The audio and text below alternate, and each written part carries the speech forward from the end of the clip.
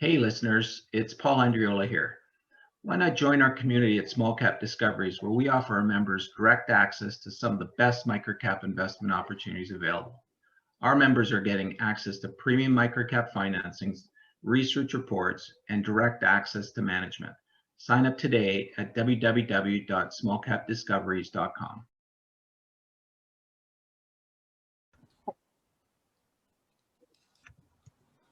Hi, everyone. Welcome to the Small Cap Discoveries conference call. Today on our call, we have David MacMillan, the CEO of Deveron Corp. Deveron trades on the TSX Venture Exchange under the symbol FARM and on the OTC under DVRNF. The company is trading at 87 cents with roughly 73 million shares outstanding, or about a $63 million market cap. I'd now like to hand it over to Paul Andriola. Great, thanks, Trevor. Great to have David back with us. We met or had a Zoom call about 7 months ago, and there's been a lot to catch up on. So David, great to have you here today, and looking forward to getting caught up today. I understand you have a short presentation or a short update for everybody. I'll hand it over to you. Great, thanks, Paul. And I'll just share my screen if you could confirm that it's coming through. There it is. Perfect. Great. Yeah, thanks for having us, Paul and Trevor, and thanks for organizing. I'll go really quickly through a bit of an update on what we've been up to the last few months since we met. And on top of that, I'll just give a re-overview of what Deveron's doing and then open it up for questions. So as Trevor said, we're Deveron. We trade on the Venture Exchange under the ticker FARM. Oh, one of those days. And we're an agriculture technology company that helps farmers increase yield, reduce their costs, and generally improve farm outcomes using data.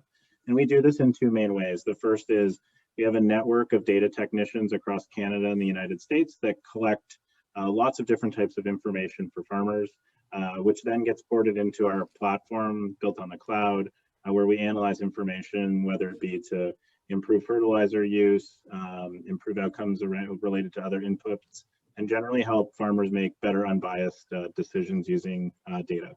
So in terms of today, I'll just go through a few highlights. We've had about 140% compounded annual revenue growth over the last 4 years. We raised $6 million back in December of 2020. We have a really high customer retention rate, which is sort of typical in agriculture companies, but also those of technology businesses. And we've started to execute on our growing insights business. So this is, if you look at our financials, our higher margin business that's starting to really increase and accelerate. We also have this really unique opportunity, I think, to consolidate a highly fragmented local agriculture service market that really doesn't have much technology on top of it. So in the last 4 months or 5 months, we've acquired 4 companies. They're starting to become our local representation in markets across the United States and Canada. These are generally, cash flow positive, profitable businesses that have great customer relationships, which we then use as a selling place for our technology. And if you've been following ESG and anything that's kind of happening in agriculture, there's this whole talk around carbon sequestration, which is one little niche that we're looking at. But there's also this opportunity, again, of just using data to drive more environmental decisions on farms. So whether it's using information to decrease the amount of fertilizer we use, pesticides, et cetera. It's a really great place for data to be used in agriculture. So here at Deveron, we wake up every day and we're trying to figure out how to collect and organize the world's agricultural data. And we do that with muddy boots, across the United States and Canada. We digitize this information and then we put it into the cloud where it remains accessible for our customers over the lifetime of our relationship with them. And when you think of our service network, 5 years ago, it was me and a small team of people in Ontario believing that farmers wanted data at the click of a button. And today we cover most states in Canada where any major agriculture is happening, as well as most places in the United States, whether it be through our direct employee network, our third-party contractors, or other partners that will collect data for us through our ecosystem. And this type of data is soil data. We sample corn tissue data in the middle of the season. We fly drones on behalf of growers. We install weather stations for large agriculture companies. Basically anything you can imagine that's really last mile. We're organizing a network of people using software to drive it efficiently to get folks to farms as cost effectively as possible. And then once we have this data, we put it into our cloud where we start to analyze it. We prescribe recommendations on how and where and when to use inputs better. And we create this really sticky ecosystem where all this data lives. The farmers can interact with it, they can share it, and they can learn from. So over time, as you start to imagine year 1, year 2, year 3 of a grower having this digital record, we start to be able to provide really interesting temporal analysis. But we can also analyze it in the context of how other growers with similar characteristics are doing. So farmers who normally might go down to the local coffee station to check in on who's got the best looking corn this year, there's now an opportunity to aggregate this data and provide system-wide analytics, which we're really excited about as we continue to grow. So if you're new to agriculture or to Deveron, or in general, just want a quick benchmark of how we're doing over time, I think about it as the acres under management that we're influencing. And we're doing this, we're growing this kind of opportunity in 2 core ways. One is through our organic growth and our sales team that's based in Kansas City, Missouri. And the other is through acquisitions, which if you've been following us the last couple of months, we've announced a number of new ones where, again, these ag service providers or agronomists have books of business that they've been consulting to for a number of years. They're now becoming part of the Deveron family, and it becomes a great place for us to be able to sell our technology through. And then over time, as we build this network of acres across the country, we start to sell new products into these acres, which increase our ability to monetize our average revenue per acre. So I think over time, if you think about the scalability of Deveron, you have the network itself, which is whatever percentage of 1 billion acres of farmland we get access to, and then the ability to go from where we are today at about $5.50 an acre to whatever that cup may be. And if you think of the average agricultural producer spends anywhere from $400 to $450 an acre in operating costs, it's not crazy to think about 10 or 20% of that being driven towards digital or independent insights, which creates a huge monetization opportunity for us. Really quickly, I won't go too much into the customer journey today, but generally we start with our boots on the ground service. That leads to questions of, well, what can I do with this data after? And then we get it into the cloud and we start providing opportunities for data collection on multiple types per season, as well as insights on everything that a farmer may be doing, whether it be fertilizer application, seed application, fungicide application throughout the season. And as you can imagine, our margins expand as we go. Obviously, sending people directly to farms is not as lucrative as providing algorithms based in the cloud on how to manage fertilizer better. But all this is really important to us in creating an ecosystem that's valuable for a farmer, an agribusiness, or a large enterprise that we might work with. And so this kind of takes us to where we are today. I think when we were here last, we were maybe coming out of 2020, where we had about $2.8 million in revenue. To date, what we've announced in acquisitions, as well as what we've printed in terms of new contracts, we're already at about $7.5 million run rate. So the company is starting to see, incredible, I suppose, increase in our value proposition with our customers. And because we've really figured out, I think, this, consolidation strategy of buying local market access, using our tech to make these local providers even better, and figuring out how to grow their business, I really think we're offering a substantial way to scale within, the agricultural market, and that's quickly digitizing. So that's really all I have from a standpoint of an update. We just had our first quarter out, I guess, 2 weeks ago, where we showed 139% top line growth. So we went from 285,000 to about 685,000 in revenue. We're really excited about that because it's typically a seasonally low quarter. So you wouldn't expect much to happen in Q1, but it's already showing that this increase of our network is leading to strong organic sales. So we had 68% organic sales of that growth. And I think what you can see if you look back at our previous financials is the Q1 growth tends to kind of carry through from a percentage basis into Q2, Q3, and Q4. So I think we're trying to illustrate to everyone that the first quarter, although the absolute number is small, we're really setting up for this stake. And none of that includes any of the M&A that we've done this year. So yeah, we're excited. Things are happening, and there's 15,000 or so of these local agronomic advisors across Canada and the United States that we believe we can kind of tuck into Deveron as a a local service provider, and the deals we do are really creative for us and them. Most of these people are taking shares in the company moving forward under 3-year kind of earnouts, and they become a really strong representative for us in local markets that we'd never be able to get to in any time quick. So that's I guess a good update from us on our side. Perfect. Thanks, David. I want to remind all the listeners, if you have any specific questions you want me to ask David, please use the chat function, and I'll do my best to ask them away.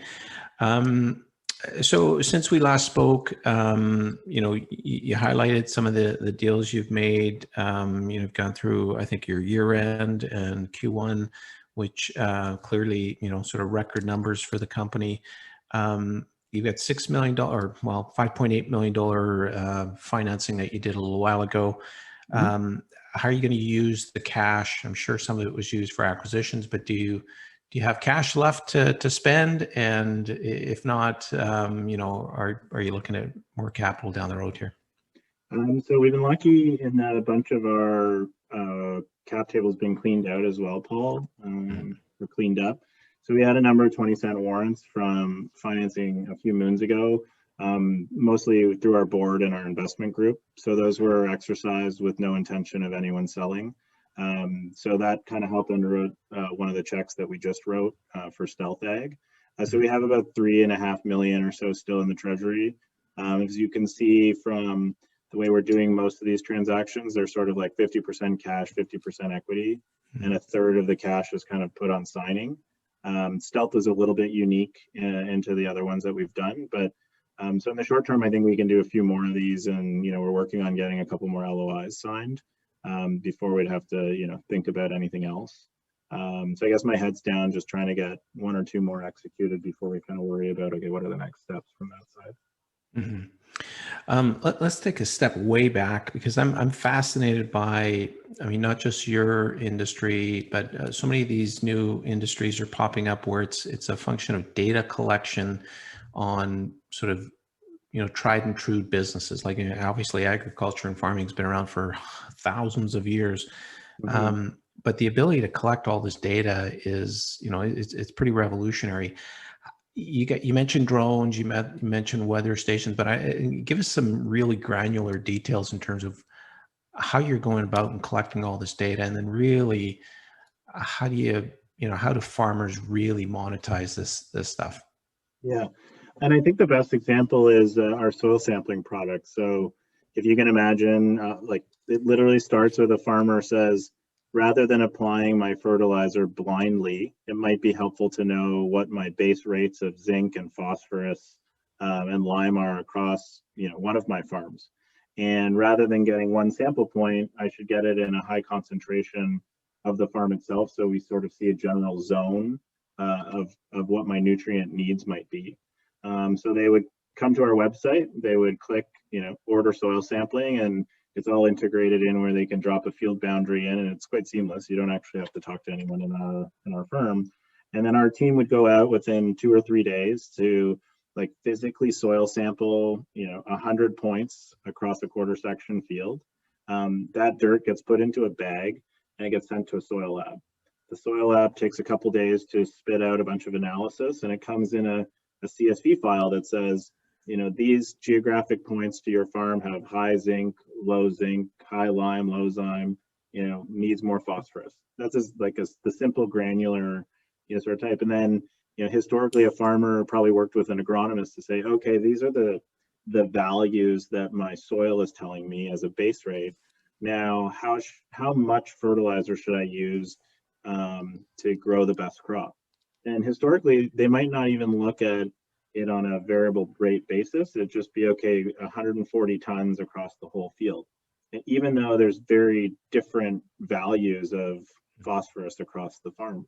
So by soil sampling, you start to understand how to even distribute the same budget better. Like you would put more fertilizer in areas that have a higher potential of yield and just reduce the rate on another part of the farm. And like, so that whole, process, used to be owned by maybe the fertilizer company who would never really recommend using less fertilizer. If you get the rate, well, you should probably just use a little bit more anyways, because they're commissioned and they're kind of unbiased. And I think that's where this new idea starting from of like, we don't sell inputs, we sell information, and we're only going to be able to keep our customers if our information is strong. So we're really focused on the process to get to the objective point. And then, as you can imagine, as we aggregate these results, we start to learn more about how recommendations are driving yield, because inevitably that customer is also giving us access to their yield data. So we can see, you know, when you say you need a little bit more fertilizer because your zinc is high, and you can compare that across the aggregate, it starts to improve the models. So that's, you know, to go from granular to then how does it kind of happen in the cloud is a bit of the process. And the same thing happens for seed. You know, farmer might have again, it starts with a yield goal. But if you don't know what's really understanding, like happening in the ecological system underneath, it's really hard to make a genuine decision. And this is where soil sampling, again, is a really important part of that process, which is very boots on the ground. But again, if you imagine a farmer in Saskatchewan that sits on 50,000 acres, does he have time, or is he organized enough to have all of his ground sampled within a 2-day period? This is when then our network of, you know, really useful farm hands can come out and, you know, turn it all around real quick. So then that grower can focus on making the right decisions and generally running his business. So does that answer to some extent your kind of question? Yeah, no, I mean, it's a lot more technical than you would think. I mean, I just keep thinking the old school farmers, you know, they go out and they get on their tractor and they, you know, do what they got to do. And then it used to seem so simple, but when you think of the science around farming, it's pretty, I mean, a lot of data points, a lot of technicalities around making this an efficient business. And imagine if, like, from a seed perspective, you might pay $40 an acre in seed, and not using an objective benchmark of how much that should be. And if you run 100,000 acres, it's a serious bill. With even 5% improvement is serious real money in someone's pocket to do other things in their operation. And I think that's what's just so unique about it. Like, the science of it hasn't really been distilled into an easy application. And so these agronomist kind of ag service businesses have popped up all around the country. And our thing is, rather than saying technology will replace them, we think that we should just have all these people operating under one great community of folks focused on, you know, independent, unbiased recommendations. And then we can scale our technology offering around that market and generate feedback from everyone on how to build the best tech versus, here's a black box, all of you are going to use it, exponential growth, you know, we'll put our feet up. Now, did I hear you correctly? You'd said something about the average cost per acre is something like $400 of sort of input costs? Input and operating costs and equipment, and just for you to go out and farm land, So, I mean, you mentioned the number of billion acres out there. So clearly there's $400 billion worth of inputs here. You get a marginal, you know, a couple percentage points here and there savings, and it's a pretty dramatic number that we're talking about here. And even for the small scale farmer, where like this stuff should be eventually quite automated for people. I mean, if you run, you know, a 1,000-acre family farm, there's still opportunity for you and your family to significantly improve your life by saving, you know, 20% on your seed costs.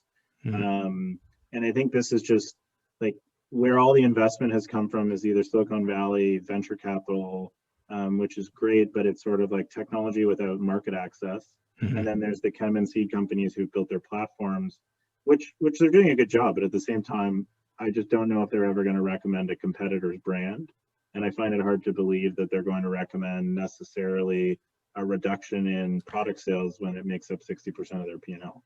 Yeah, no, exactly. That's what I keep thinking. I'm sure there's a lot of technological advance from these companies that provide the products, but they're not incentivized to have you use less. So you need that third party that's going to come in and give you that data to justify it.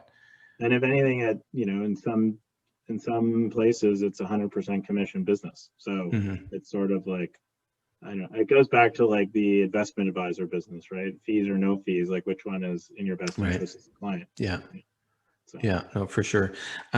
So you've acquired a number of companies with different sort of technologies and services. How's it been trying to sort of cross-sell or bring the product? I just get the sense that you're geographically kind of all over the place. Yep. You bring in new services that are a little bit more boots on the ground, but how do you sort of translate that to meet your geographical sort of spread that you have right now?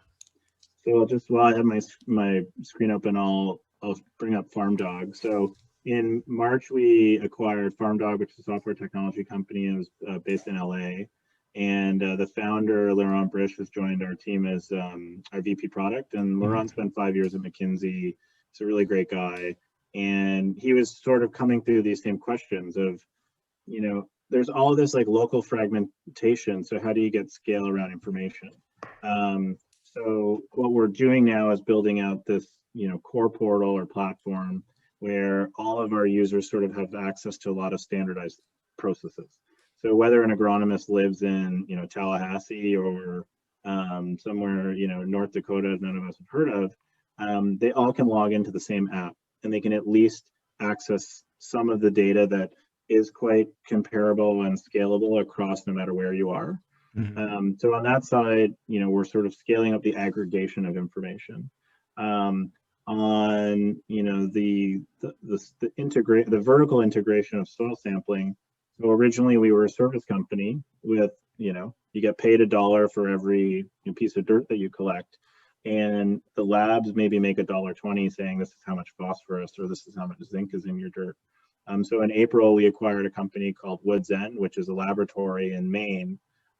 With the idea of now every acre that we sample for, we'll be able to also provide analytical interpretation for.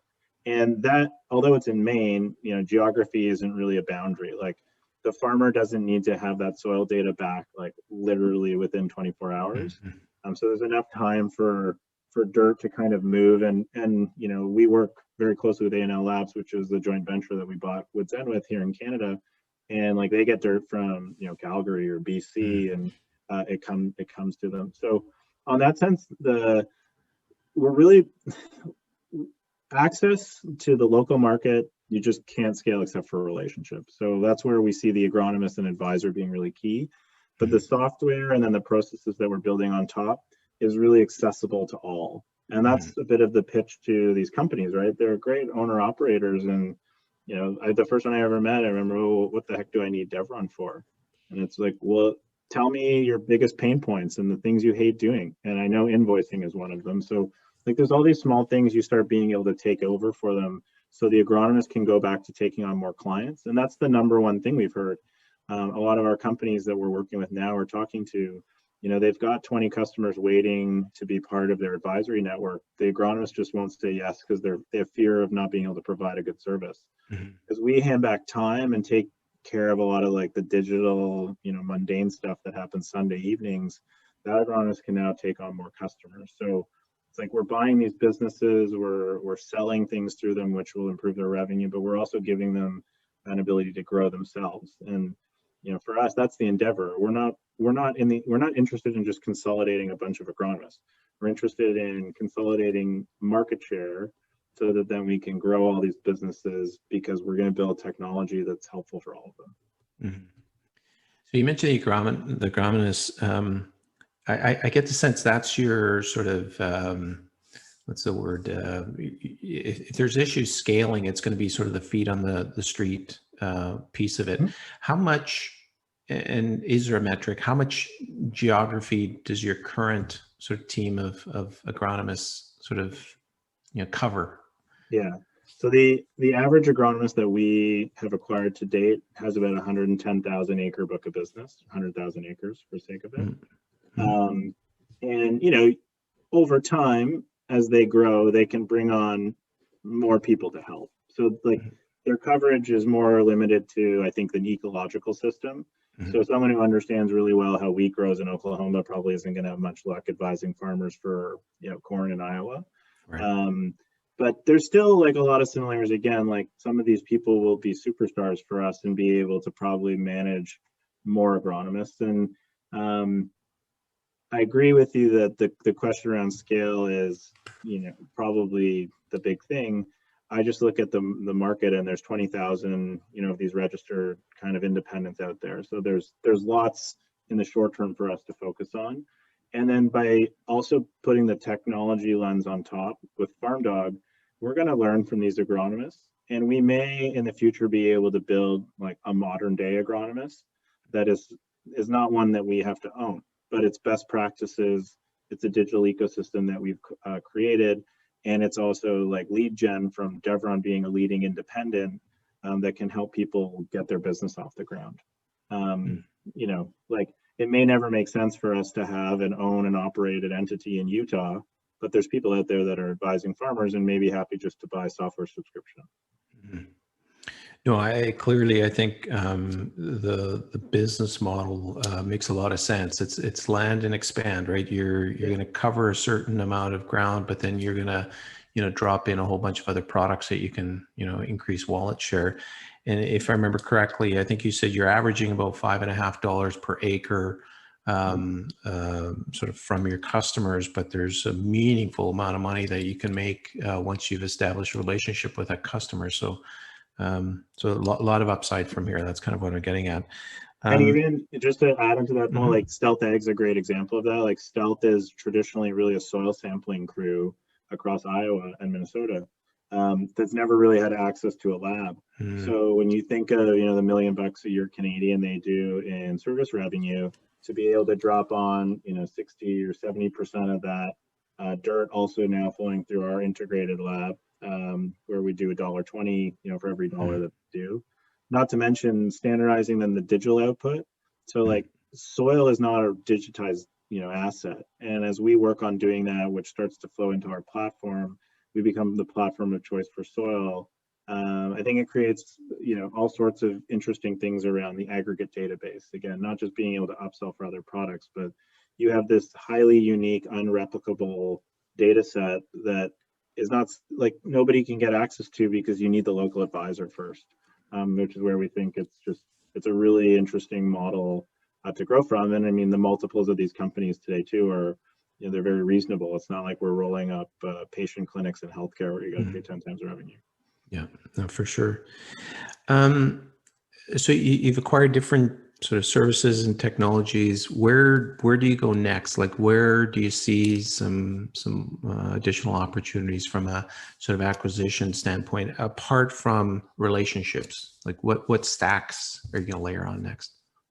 So I think core that we also see opportunities are in the soil lab space.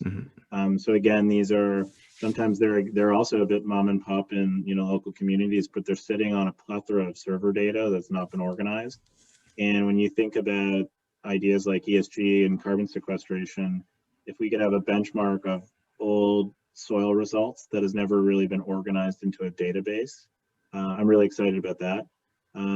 I think there's also some technology companies we're starting to see that farmers are using, like whether it be sensor related or whatnot, that if we could believe that 20 or 30% of our network of people would purchase, it would maybe make sense to incorporate it into what we're doing. So whether that be irrigation, pumps and water sensors, like there's a lot of things that are kind of out there on that side that are really smart tech. They just don't have any market. So we're kind of looking at a high level there, but to be honest, this 2021 was about really getting a local market presence established in key regions. And so I think my head's down still a little bit on that. And with having Farmdog, we've hired a VP engineering. We've got 5 software engineers that sort of working in Deveron now. And I think as we develop more and more of our own internal products, we'll have a lot of great opportunities on that side to monetize as well. Now, you mentioned sensors. One area that I'm noticing more and more is that, my sense is you guys bring a lot of technology to the site and then it gets moved off site, whether it's drones or some of these soil sampling technologies. But is there any technology that you basically leave on site? You collect a monthly fee, quarterly fee, whatever the number would be, anywhere in that side? Early stages of like installing weather stations for people, we get a residual, I almost call it like a check-in fee at the end of the year. So it's like a service calibration fee.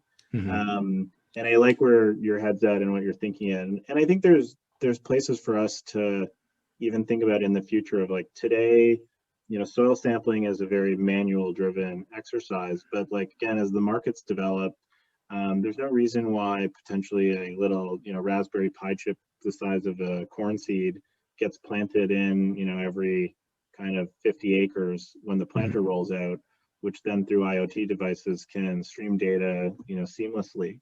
And my kind of take on that is that technology would be really cool, but you've got to know who the market is that actually sees that data as being valuable.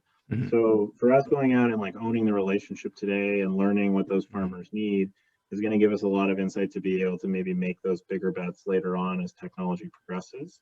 Because it's still not there. Like there's lots of sensors that you can install and leave in the ground. They're really expensive. And so research and development companies buy them, but the average farmer in Iowa is not, running to the supermarket to buy it. Yeah, no, I imagine it's probably like real high cash generating crops that might do that. But I agree with you 100%. It's the relationship allows you to know when the magic price point of a technology arrives, and then you'd be one of the first to know if it's a viable offering. So we've seen it in the orchard space. There's a great company out of British Columbia called Semios, and yes, they install basically these hardware devices that are managing all sorts of data and streaming it live. And it's just like I assume one day that technology will be available for the odd broad acre producer. And when it is, we'd happily be a supplier of it to our network of people. Absolutely. Yeah, no, Semios is exactly the company that was, drawing these questions from. So great that you brought that up. They've done an amazing job. I think they have. At last I heard, they're getting $1 billion valuation. They're still private. It's a pretty amazing valuation starting to show up in the area.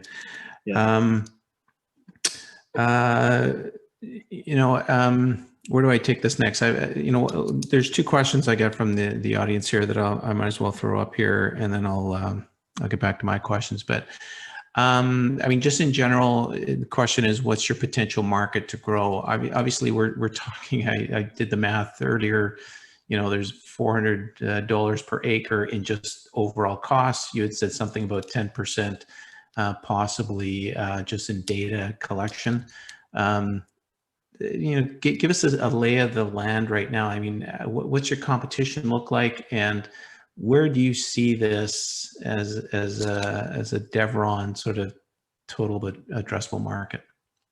Yeah, so we keep hemming and hawing on what's the best way to place it. I know today that I think what we're already in market doing is like a good representation of a baseline, and some of the things that we've seen even from like a digital perspective in agriculture is it's growing. If we look at, soil sampling data, you have 7 million, I think, individual samples were collected, last year alone.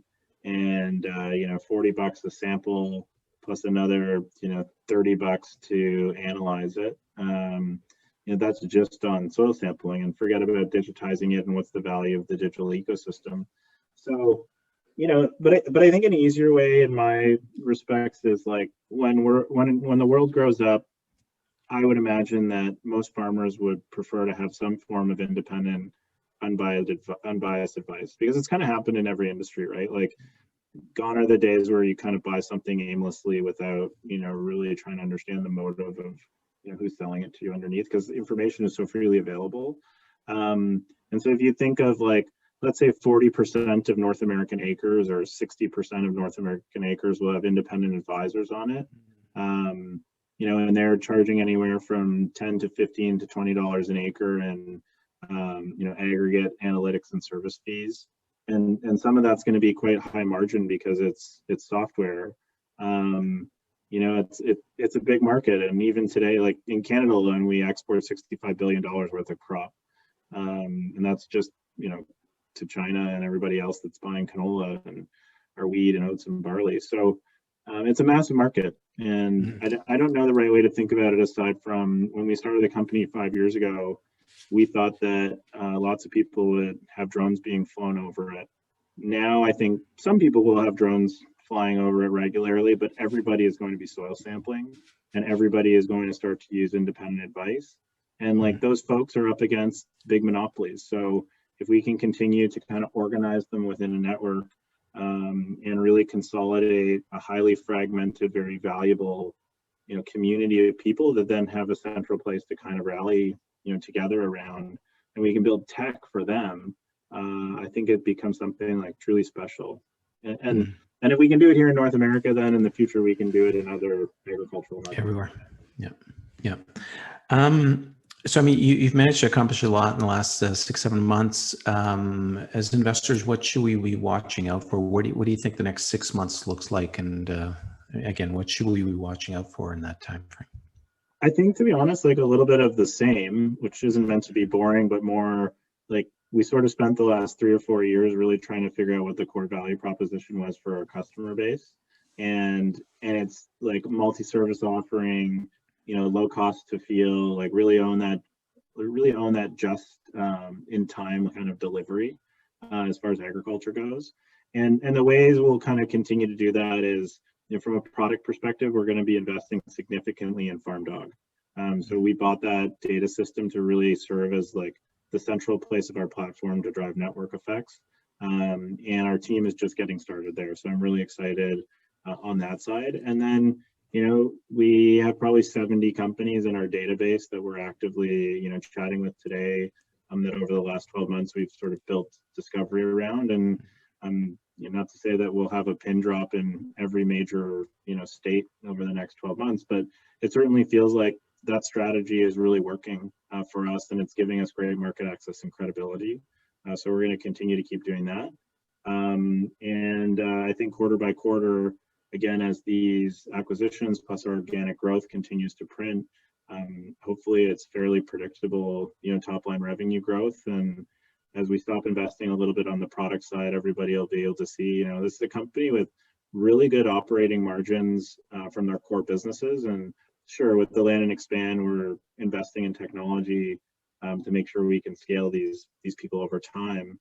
But I think, it's starting to become a really great, business with a huge upside. And like our competitors are sort of, they're big companies, but they're biased. So I think over time, again, like independence is going to win, and we don't sell inputs. Everyone else in agriculture sells inputs to some extent. I think it's a real big differentiator.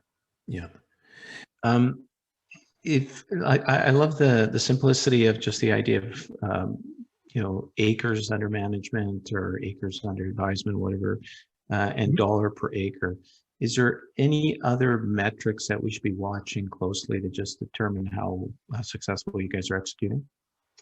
I think the only other one is we're starting to try to differentiate the sort of, like paid acre versus the engaged acre. And I think this is where probably upside comes from. Like when we bought Farmdog, Farmdog has 2 million acres under management of highly engaged users, but the platform was never built to be a paid service. Like it has large enterprise support from like the USDA, but individual agronomists and growers that have access to it, they don't pay because it was always built as a data aggregation, kind of thesis, right? We were going to get as much data into it as possible and then do something with it after. When Laurent joined us, the idea sort of became, well, let's keep Farmdog free, but let's sell our Deveron's core products and services, which we're monetizing $5.50 an acre on, through that group. And so I think as we start to report maybe like the conversion of that, engaged acre to a paid acre, that's another thing to be watching. Like if we have like trap lines through these different, groups that we own that have different monetization, sort of strategies or schedules through time, like how are those people coming into being core buyers of, Deveron's product and service? I think, that'll be the big bellwether. And are our acquisitions growing? We're not buying these things to keep them flat. The goal is to grow them. And, the one that we bought last year in Texas, I think they signed up 25 new customers this year, which is 25% growth. So that's the name of the game for us. Keep doing that, and then we'll have a great EBITDA multiple over time as we digitize everything. Is there anything I've missed? Any other key takeaways you want to make sure that our audience walks away with today? I think the only thing is, if you're a new investor, you probably or you're not an investor yet, you definitely didn't get our proxy, and I doubt you dive into the deep management information circular. But we have a new director up for a nomination. Her name's Joelle Faulkner. If you read the Globe and Mail, she's been on the cover of it a whole bunch of times. She is the CEO of Area One, which is one of Canada's largest private equity farmland investors. So they've raised, I think, $600 million to date. Joelle's a Rhodes Scholar, really incredible leader. She grew up on a dairy farm in London, Ontario, and we're just really excited to have her join, because our board's been more technology and sort of microcap focused. So getting someone that has really great relationships with hundreds of thousands of acres of farmers in Canada, and a lot of money deployed in the space, it's already been great for me, and I think it's going to be great for the company. So I'll highlight that as one other thing that's probably not out there in the public sphere too actively yet. Mm-hmm. That's fantastic. I'm fascinated by this space, and just the data collection and sort of proper management of data in a whole bunch of industries. And this just seems one that's ripe for sort of this technological change. If somebody wants more information, what's your website address, David? DeveronUAS.com, and we actually just rebranded it, so you can see all our great smart people, and more of a shift towards sustainably focused company. So I love everyone's feedback on that. You can get the investor presentation there, or easy to send me an email at dmcmillan@deveronuas.com, or text me 647-963-2429, and we make ourselves available for people trying to understand how ag tech is potentially transformational. And you guys have an easy share symbol to remember. It's FARM, F-A-R-M, on the Venture Exchange. The only creative thing I've ever done. I'm going to claim that was my idea. I couldn't believe it was available, and we changed it to the Venture. You guys, yeah, it's perfect. Well, this has been great. Like I said, you guys have managed to do a number of things, exciting things over the last 6-7 months since we last spoke. Sounds like it should be another exciting 6 to 7 months ahead of us. And it's just great to catch up. It looks like I looked at your share price today. It certainly has done well and held up very well over the last little while. So you're keeping investors happy, and certainly some of our subscribers are investors. So it's been great to give a chance to have everybody catch up. So David, one more time, I want to thank you for joining us today. No, thanks so much, Paul, for giving me the platform to speak to your folks who believe the entrepreneur in the early stage of where they want to head. And all I can promise is we'll keep doing our best and execute on what we think is right now a pretty clear strategy to creating value. And again, agriculture is going through this incredible change, and I just think it's a really exciting sector for people to get exposure to. So again, thank you for letting us tell our story and supporting us along the way. You're very welcome. We've been speaking with David MacMillan, CEO of Deveron Corp. Symbol is FARM on the Venture Exchange. Thanks again, David.